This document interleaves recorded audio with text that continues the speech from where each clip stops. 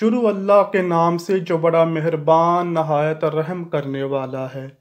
حضرت سعد رضی اللہ تعالی عنہ سے روایت ہے کہ میں نے ایک دفعہ نبی کریم صلی اللہ علیہ وآلہ وسلم سے عرض کیا، یا رسول اللہ صلی اللہ علیہ وآلہ وسلم، لوگوں میں سب سے زیادہ سخت آزمائش کس کی ہوتی ہے؟ رسول اللہ صلی اللہ علیہ وآلہ وسلم نے فرمایا، انبیاء کی۔ میں نے پوچھا، اس کے بعد؟ رسول اللہ صلی اللہ علیہ وآلہ وسلم نے فرمایا، پھر درجہ بدرجہ مقربین کی۔ آدمی کی آزمائش اس کے دینی مقام کے مطابق ہوتی ہے۔ اگر دین میں مضبوط ہو تو سخت آزمائش ہوتی ہے۔ ناظرین گرامی، یہ بھی متفقہ علیہ ہے کہ انبیاء کرام میں سب سے زیادہ آزمائش اللہ پاک نے اپنے سب سے محبوب بندے سید المرسلین، محبوب رب کائنات، شافع محشر حضرت محمد صلی اللہ علیہ وآلہ وسلم پر ڈالی ہیں۔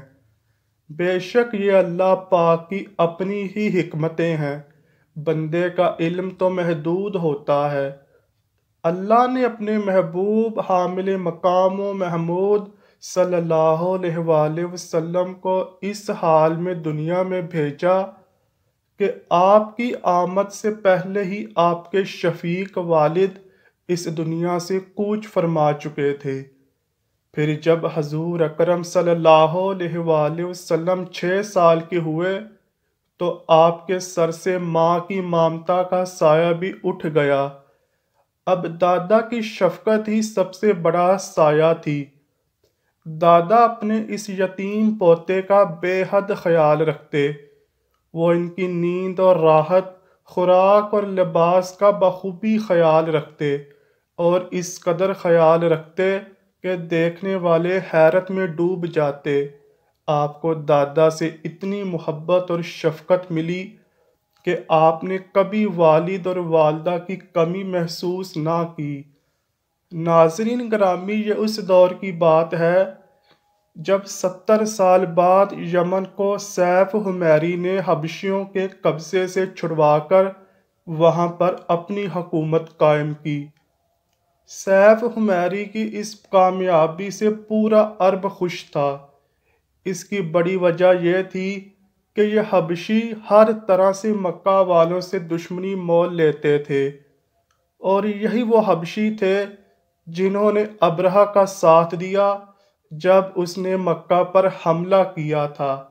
خیر، مکہ سے ایک وفد یمن کے نئے بننے والے بادشاہ سیف حمیری کو مبارکباد دینے کے لیے روانہ ہوا۔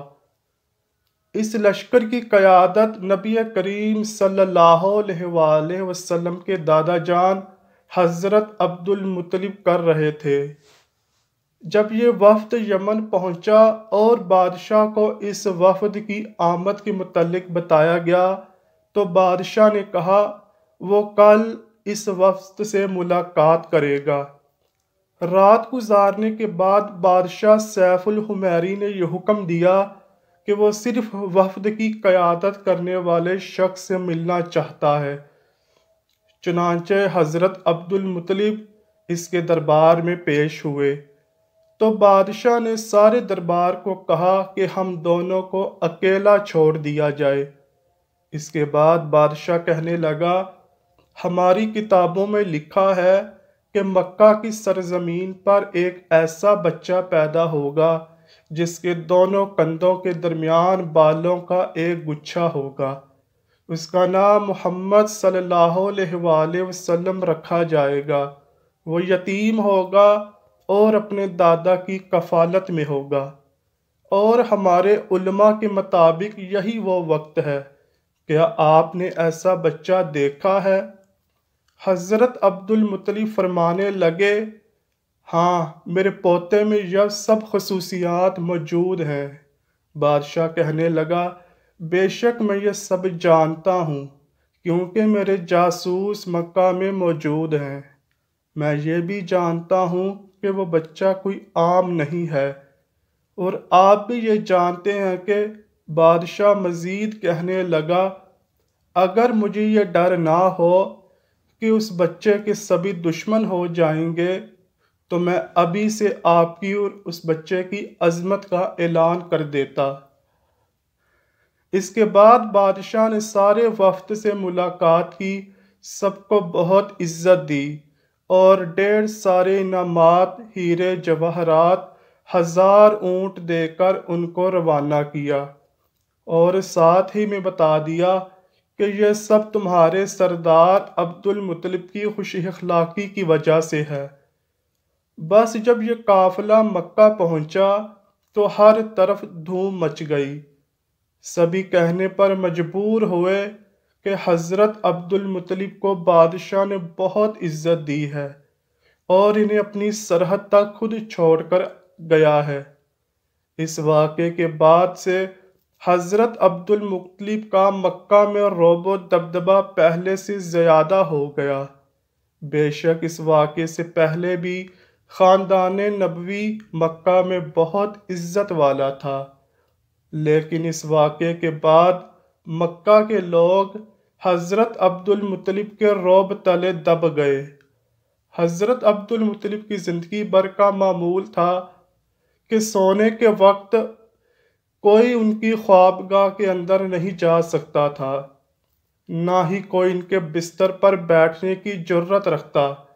اب ننا محمد صلی اللہ علیہ وآلہ وسلم نہ صرف ان کی خوابگاہ کے اندر جا سکتے تھے، بلکہ اپنے اس پوتے کے بغیر وہ خوابگاہ سردار قریش کو گوارا ہی نہ تھی۔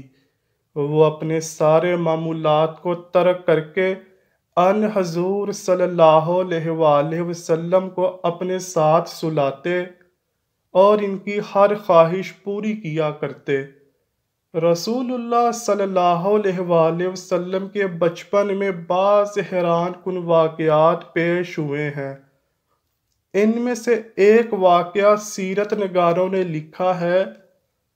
اس کے مطابق بنو مدلج کے لوگ کھوج لگانے کے ماہر تھے۔ جس شخص کا پاؤں ایک بار بھی دیکھا ہو وہ زمین پر اس کے نقوش پا کر فوراً پہچان لیتے کہ یہ اسی کے نقوش ہیں۔ ایک مرتبہ یہ لوگ مکہ میں آئے تو انہوں نے عبد المطلب سے ملاقات کے دوران کہا، اپنے اس بچے کی بہت ہی حفاظت کرنا، کیونکہ یہ بچہ عام نہیں، اس کے قدم سے زیادہ مقام ابراہیم پہ لگے قدم سے مشابہ کسی شخص کا قدم ہم نے کبھی نہیں دیکھا۔ ناظرین گرامی، رسول اکرم صلی اللہ علیہ وآلہ وسلم کی عمر مبارک 8 سال ہوئی تو اللہ پاک کی طرف سے ایک اور آزمائش آ گئی۔ وہ تھی آپ کے دادا جان کا آخری وقت۔ تمام اہل و عیال حضرت عبد المطلب کے گرد جمع ہیں۔ عربوں کی یہ روایت تھی کہ جب بھی کوئی بزرگ موت کے قریب ہوتا تو وہ اس کی شان میں اشعار پڑھتے تھے۔ اسی لیے سب اپنے اپنے اشعار پیش کر رہے تھے۔ حضرت عبد المطلب کی آنکھیں نکاہت کی وجہ سے بند ہو رہی تھیں۔ تمام اہل و عیال کو حضور صلی اللہ علیہ وآلہ وسلم کے ساتھ حسن سلوک کی وصیت فرمائی۔ خصوصی طور پر حضرت ابو طالب کے ہاتھ میں حضور نبی کریم صلی اللہ علیہ وآلہ وسلم کا ہاتھ دے کر فرمایا، اے میرے بیٹے سن لے اور یہ ذہن نشین کر لو، یہ کوئی عام نہیں بلکہ اللہ کا خاص بندہ ہے، جس کے قدم کے نشان ہمارے جد امجد ابراہیم کے قدموں کی تصویر ہے۔ اب میرا بیٹا تمہاری تحویل اور کفالت میں ہوگا، اس کا خیال رکھنا۔ سبھی خاندان سن رہا تھا اور غم سے ڈھال تھا۔ حضور اکرم صلی اللہ علیہ وآلہ وسلم بھی اپنے چچاؤں اور پھپھیوں کی طرح آنسو بہا رہے تھے۔ حضور صلی اللہ علیہ وآلہ وسلم کی پھپھی امیمہ نے اپنے جذبات کا اظہار کیا، تو حضرت عبد المطلب کی آنکھیں بند ہو چکی تھیں، زبان بھی نہ ہل سکتی تھی، مگر ابھی تک زندہ تھے اور ہوش میں تھے۔ نکاہت کی وجہ سے اپنے سر کو آہستہ آہستہ جنبش دے کر اپنی بیٹی کے اشعار کی تائید کی۔ یہ اشعار سنتے سنتے ہی ان کی روح قفس عنصری سے پرواز کر گئی۔ ان اشعار کا ترجمہ یہ ہے: اے میری آنکھوں، آج خوب آنسو بہاؤ، اس شخص پر اشکبار ہو جاؤ جو اعلیٰ اخلاق و عادات کا مالک اور بڑی شان و شوکت کا مالک اور بڑے نصیب والا تھا، ضرورت مندوں کا سرپرست، خوبصورت اور عالی مرتبت تھا۔